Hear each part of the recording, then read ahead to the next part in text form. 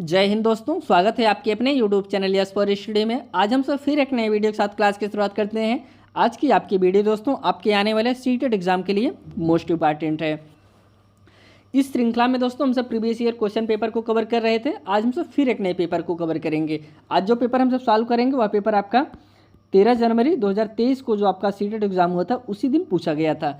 इसमें हम सब CDP को और आपके जो सामाजिक अध्ययन होते हैं उसको कवर कर चुके हैं। आज जो हम सब पेपर को कवर करेंगे हिंदी जो आपका होता है हिंदी को कवर करेंगे। अब दोस्तों आप हिंदी को हल्के में ना लीजिए कि हिंदी बहुत सरल शब्द है, सरल लैंग्वेज है, हम इसको बहुत आसानी से सॉल्व कर सकते हैं। नहीं दोस्तों, हिंदी अगर आप अपना तैयार कर लेंगे, हिंदी से आपका 60 क्वेश्चन तैयार हो जाएगा। अब 60 क्वेश्चन कैसे? आपके 30 क्वेश्चन जो संस्कृत से आते हैं, जो बच्चे संस्कृत से हैं, संस्कृत का क्वेश्चन और आपका हिंदी का क्वेश्चन दोनों सेम ही रहते हैं। कहने का तात्पर्य सिर्फ वह संस्कृत में लिखा रहता है या और यह आपका हिंदी में लिखा रहता है। गद्यांश पद्यांश इसमें भी आते हैं, गद्यांश पद्यांश उसमें भी आते हैं।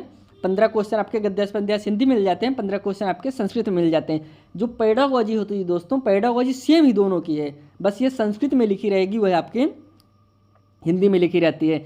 इसलिए दोस्तों आप अगर हिंदी को तैयार करते हैं, इसके साथ साथ आपका संस्कृत 50% तैयार ही हो जाएगा। आप थोड़ा सा पढ़ लेंगे, उसको आप सॉल्व कर लेंगे।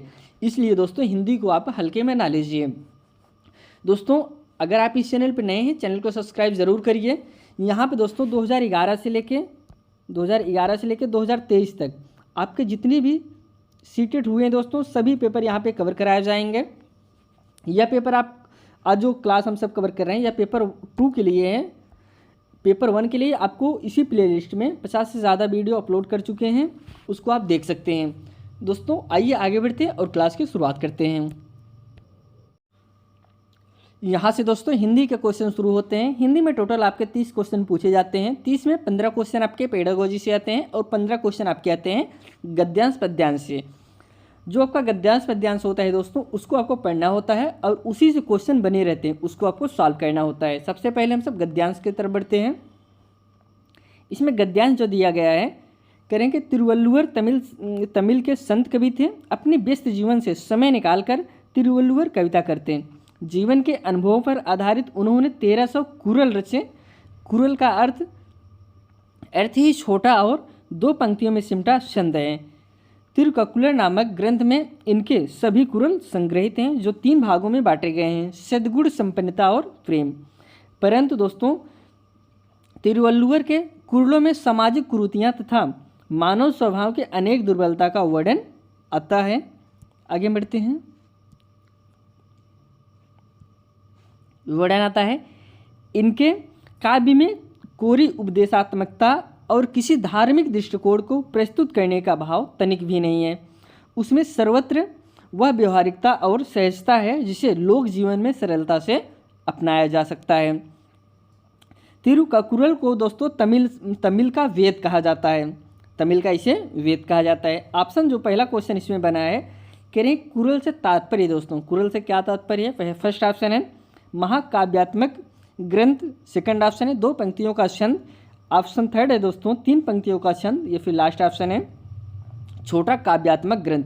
जैसा कि आपको हम ऊपर ही बताए थे कि कुरल का दोस्तों आप यहाँ पे देख सकते हैं, कुरल का अर्थ छोटा और 2 पंक्तियों में सिमटा छंद।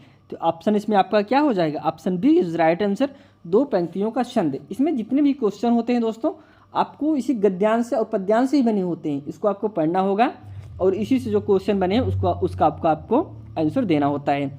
अगले क्वेश्चन पे बढ़ते हैं हम। कह रहे हैं कि तिरुवल्लुवर ने कितने कुरल की रचना की? ऑप्शन है फर्स्ट ऑप्शन है 1220, 1330, 1200 या फिर 1300। तो इसमें जो कि आपका राइट आंसर हो जाएगा ऑप्शन नंबर आपका डी सही है, 1300 दोस्तों, D is right answer. Next question पे बढ़ते हैं।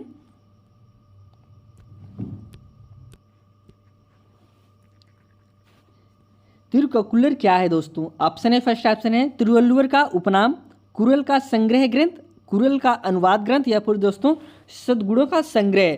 जो दोस्तों तिरुक्कुलर था यह क्या था? इसमें जैसे कि बताए थे कि आपको यह दोस्तों इनके जो कुरल है दोस्तों उस सभी को इसमें संग्रहित किया गया है। तो ऑप्शन आपका बी सही हो जाएगा, कुरल का संग्रह ग्रंथ है दोस्तों, option B is right answer.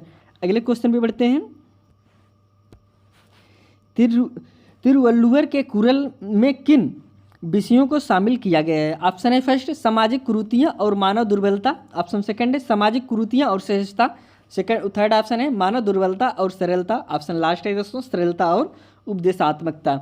Option इसमें आपका करेक्ट आंसर है ऑप्शन नंबर आपका ए दोस्तों, सामाजिक कुरीतियाँ और मानव दुर्बलता, A is right answer.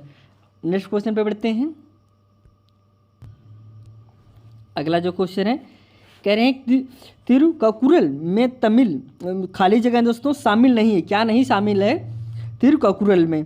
Option first है सामाजिक कुरीतियाँ, ऑप्शन सेकंड है दोस्तों धार्मिक दृष्टिकोण, ऑप्शन थर्ड है लोक जीवन, या फिर लास्ट ऑप्शन है मानवीय दुर्बलता।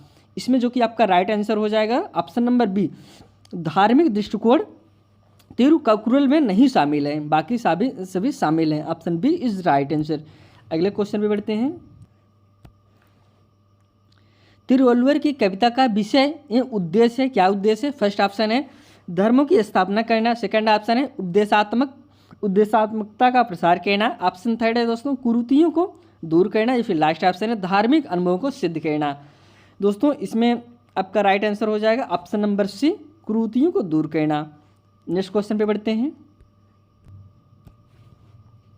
अगला जो ऑप्शन है करें तिरुक्कुरल में तमिल भाषा का खाली जगह का कहा जाता है, छंद कहा जाता है, वेद कहा जाता है, महाकाव्य कहा जाता है, कुरल कहा जाता है। जैसे कि लास्ट लाइन लिखा था कि इसे जो है तमिल का वेद कहा जाता है, option B is right answer. अगले क्वेश्चन पे चलते हैं। तिरुवल्लुवर की कविता की विशेषता है, क्या विशेषता है? फर्स्ट ऑप्शन है व्यवहारिकता एवं सहजता, ऑप्शन सेकंड है व्यवहारिकता एवं उपदेशात्मकता, ऑप्शन थर्ड है दोस्तों उपदेशात्मकता एवं सहजता, या फिर लास्ट ऑप्शन है सहजता एवं धार्मिकता, जो कि इसमें आपका करेक्ट आंसर हो जाएगा option number A is right answer, व्यवहारिकता एवं सहजता, option A is right answer. अगले क्वेश्चन पे बढ़ते हैं। किस शब्द में दो प्रत्ययों का प्रयोग नहीं हुआ है? ऑप्शन है पहला फर्स्ट ऑप्शन है व्यवहारिकता, सेकंड ऑप्शन है उपदेशात्मकता, ऑप्शन थर्ड है दोस्तों सामाजिकता, या फिर लास्ट ऑप्शन है सहजता। तो करेक्ट आंसर इसमें आपका डी हो जाएगा, सहजता इज राइट आंसर। अगले क्वेश्चन पे बढ़ते हैं। अब जो दोस्तों इसके बाद क्वेश्चन बने हुए हैं, इसमें कविता दिया गया है, उसको आपको पढ़ना होगा और आगे जो क्वेश्चन है इसी कविता से पूछे गए हैं। सबसे पहले हम सब कव्यांश को पढ़ते हैं। कह रहे हैं फैली खेतों में दूर तलक मखमल सी कोमल हरियाली, लिपटी जिसमें रबी की किरणें चांदी की सी उजली जालें, तिनकों के हरे हरे तने पर हील हरित रुधिर है रहा झलक, श्यामल भूतल पर झुका हुआ नभ के चीर निर्मल नीलफलक। यह तो दोस्तों कव्यांश हो गया। अब हम क्वेश्चन की तरफ बढ़ते हैं। इसमें जो फर्स्ट क्वेश्चन है कह रहे हैं कविता में मुख्यतः किसका वर्णन है? धरती का, खेतों का, आकाश का, शादी का। तो इसमें जो कि वर्णन किया गया किसका दोस्तों? खेतों का वर्णन किया गया है, A B O, option B is correct answer. अगले क्वेश्चन पे बढ़ते हैं। हरित रुधिर का प्रयोग किया गया, ऑप्शन फर्स्ट है हरे रक्त के लिए, हरित क्रांति के लिए, अपरिपक्व फसल के लिए, या दोस्तों लास्ट ऑप्शन है पकी हुई फसल के लिए। तो इसमें जो कि आपका करेक्ट आंसर सी हो जाएगा, अपरिपक्व फसल के लिए, option C is right answer. अगले क्वेश्चन पे बढ़ते हैं। आकाश कैसा है? फर्स्ट ऑप्शन है साफ और नीला, सेकंड ऑप्शन है श्यामल और निर्मल, ऑप्शन थर्ड है श्यामल और नीला, या फिर लास्ट ऑप्शन है नीला और पीला। आकाश कैसा है दोस्तों? इसमें जो कोई आपका करेक्ट आंसर हो जाएगा ऑप्शन नंबर ए दोस्तों, साफ और नीला है। अगले क्वेश्चन पे बढ़ते हैं। करें सूरज की किरणों से जाली कैसे बन रही होगी? ऑप्शन है फर्स्ट किरणें जाल बनती हैं, सेकंड ऑप्शन है फसल से रोशनी छन रही है, थर्ड ऑप्शन है चांदी का जाला बुना गया, या फिर लास्ट ऑप्शन है सूर्य किरणों से उजाला होने पर। इसमें जो कि आपका राइट आंसर हो जाएगा option number B is correct answer, फसलों से जो रोशनी छन रही है उसी से जाला बन रहा है, option B is correct answer. अगले क्वेश्चन पे चलते हैं। मखमल सी कोमल में अलंकार क्या है दोस्तों? रूपक अलंकार है, उपमा है कि उत्प्रेक्षा है, या फिर अमक है? इसमें जो कि आपका मखमल सी कोमल में अलंकार जो दिया गया है, ऑप्शन उपमा है दोस्तों। मखमल सी कोमल, इसमें तुलना की जा रही है किसके समान? मखमल के समान, option B is right answer. Next question पे बढ़ते हैं। नभ का पर्यायवाची शब्द नहीं है, इसमें नहीं पूछा गया है। गगन है, आकाश है, संसार है, आसमान है। इसमें आपका ऑप्शन नंबर बी हो जाएगा। नभ का पर्यायवाची नहीं है, आकाश नहीं है दोस्तों, बाकी सारे आपके गगन के नभ के पर्यायवाची हैं। इस ऐसे प्रकार के जब आपके क्वेश्चन पूछे जाएं, इसको आप जानते रहिए कि बच्चे कंफ्यूज हो जाते हैं। पहला ही ऑप्शन समझेंगे नभ, हाँ गगन हो सकता है, चलिए ठीक है। तो ऐसा नहीं दोस्तों, आप चारों ऑप्शन पढ़िए और यह देखिए कि उसमें पूछ क्या रहा है। इसमें नहीं पूछा है तो option B is correct answer.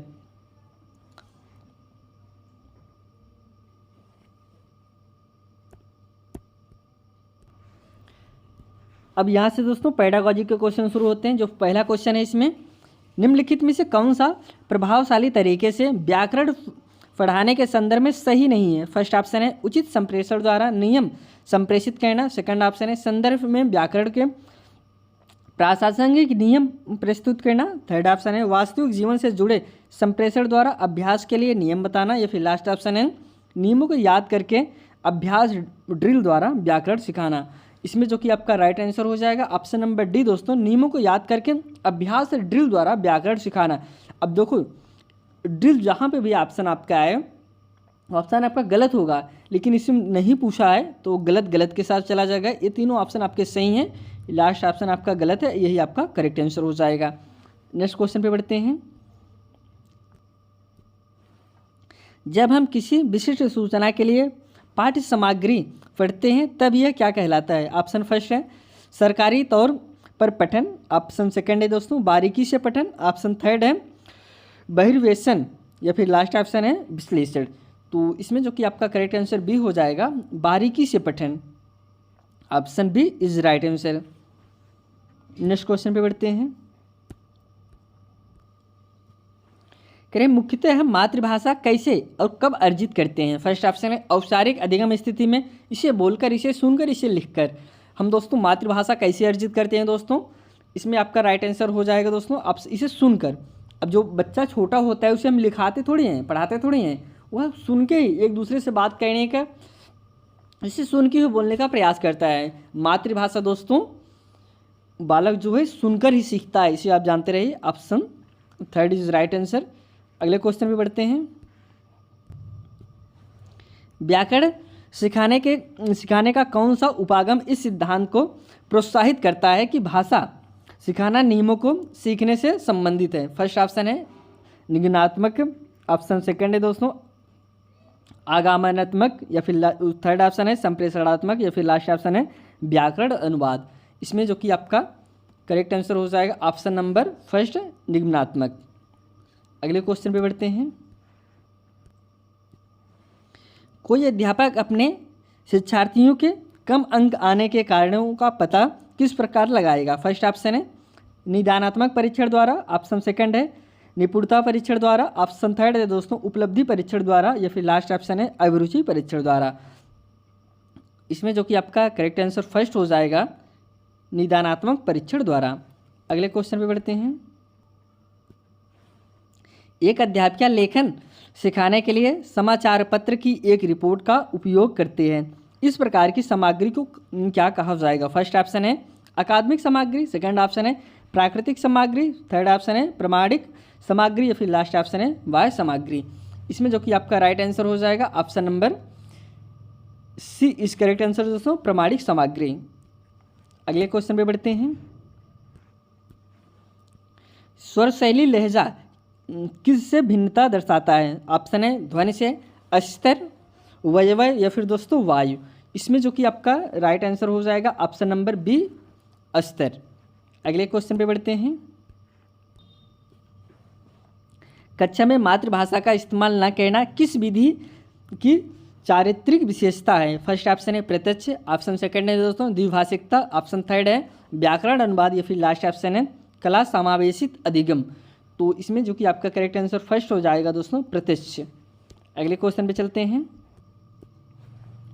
निदानात्मक परीक्षण किनके लिए प्रयुक्त किए जाते हैं। फर्स्ट ऑप्शन है उपचारात्मक योजना बनाने की दृष्टि से विद्यार्थियों के सीखने संबंधी कमियां ढूंढने के लिए। सेकंड ऑप्शन है किसी विशिष्ट कार्यक्रम के लिए अभ्यर्थी की उपयुक्त उपयुक्तता का आकलन करने के लिए, थर्ड ऑप्शन है काम जवाब देने के लिए, निपुणता संबंधी परीक्षण, या फिर लास्ट ऑप्शन है विद्यार्थियों की योग्यताओं को जानने के लिए। इसमें जो कि आपका करेक्ट आंसर हो जाएगा option number A is right answer. उपचारात्मक योजना बनाने की दृष्टि से विद्यार्थियों की सीखने संबंधी कमियों ढूंढने के लिए, ए इज राइट आंसर। अगले क्वेश्चन पे बढ़ते हैं।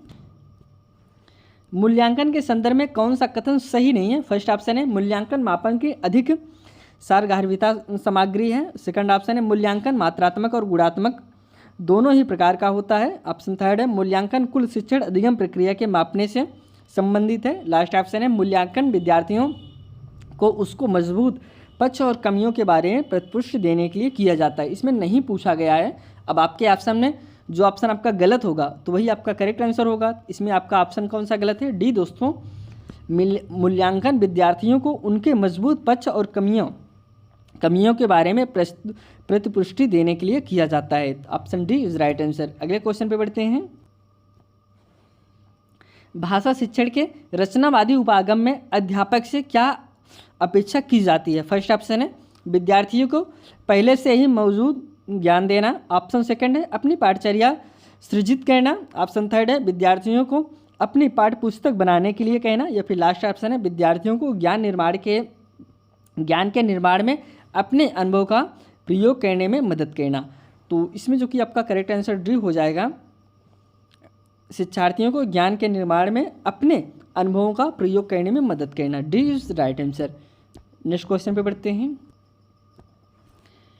पूर्व पठन से जुड़े कार्य किस लिए होते हैं? फर्स्ट ऑप्शन है शिक्षार्थियों के पठन कौशल का मूल्यांकन करने के लिए। सेकंड ऑप्शन है कठिन शब्दों और वाक्यांशों का अर्थ बताने के लिए। थर्ड ऑप्शन है मुख्य बिंदु को प्रस्तुत करने और शिक्षार्थियों को प्रोत्साहित करने के लिए। फिर लास्ट ऑप्शन है पाठ्य सामग्री में प्रयुक्त व्याकरणिक बिंदुओं की व्याख्या करने के लिए। इसमें जो कि आपका राइट आंसर सी हो जाएगा दोस्तों, मुख्य बिंदु को प्रस्तुत करने और शिक्षार्थियों को प्रोत्साहित करने के लिए। सी इज राइट आंसर। अगले क्वेश्चन पे चलते हैं। निम्नलिखित में से किसके आधार पर संप्रेषण एक चक्रीय प्रक्रिया कहलाएगी? फर्स्ट ऑप्शन है प्रेषक। ऑप्शन सेकंड है दोस्तों ग्रहण करने वाला, या फिर दोस्तों थर्ड ऑप्शन है प्रतिपुष्टि, या फिर लास्ट ऑप्शन है संदेश। इसमें जो कि आपका राइट आंसर हो जाएगा ऑप्शन नंबर सी प्रतिपुष्टि। अगले क्वेश्चन पे बढ़ते हैं। संज्ञा समझाने के लिए एक अध्यापिका पहले उदाहरण देती है और उसके बाद उसकी परिभाषा बताती है। यह विधि क्या कहलाती है? फर्स्ट ऑप्शन है आगानात्मक विधि। ऑप्शन सेकंड है दोस्तों निगनात्मक विधि। थर्ड ऑप्शन है फर्स्ट और दोनों, या फिर दोस्तों लास्ट ऑप्शन है प्रत्यक्ष विधि। इसमें जो कि आपका राइट आंसर फर्स्ट हो जाएगा आगानात्मक विधि। First is right answer. Next question पे बढ़ते हैं।